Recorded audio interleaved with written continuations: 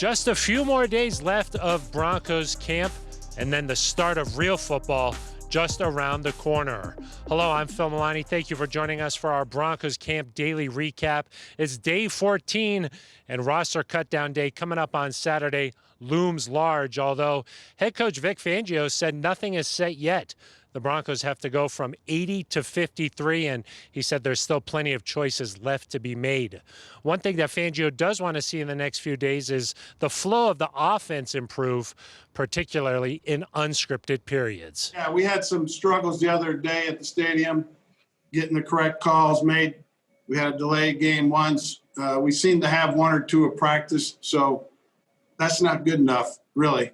You know, we can't – it's hard enough to move the ball and score points in the league. We can't shoot ourselves in the foot. Let's bring in Aric DiLalla now. And Aric, ever since that practice at the stadium on Saturday, it seems like Locke, he keeps getting blasted by guys.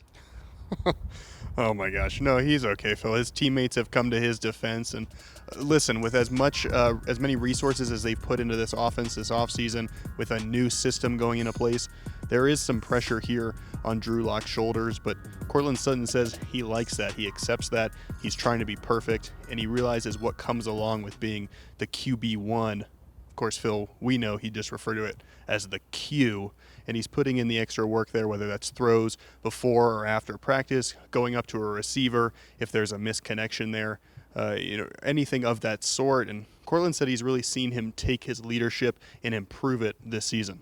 You know, we heard Sutton say that he comes in and is looking to get better every single day, and that's all you can really ask from a Q, Aric. We also heard Courtland Sutton and A.J. Boye continue their praise of Jerry Jeudy. Yeah, Phil, it'd been a few days since somebody said something complimentary about the 15th overall pick, so it's nice that we got back to that Amari Cooper comparison came up again, and Courtland said he's been impressed with the way he's adapted to his first training camp.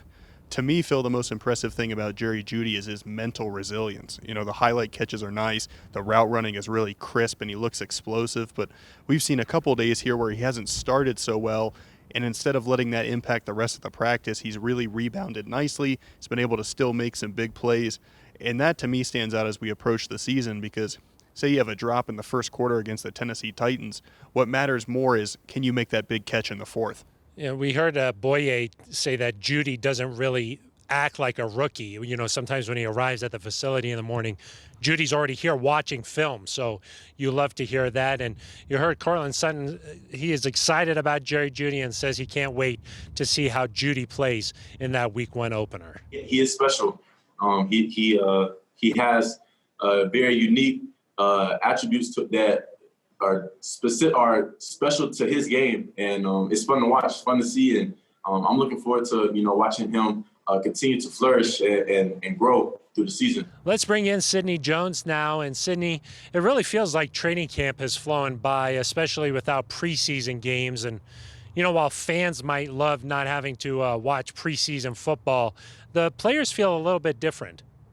Yeah, Phil, they definitely do, especially since Coach Vic Fangio told the media today that they don't plan on having any live periods. He said, if anything, they'll do some short yardage, goal line live periods. But overall, it just doesn't seem worth it to have a few live plays per player.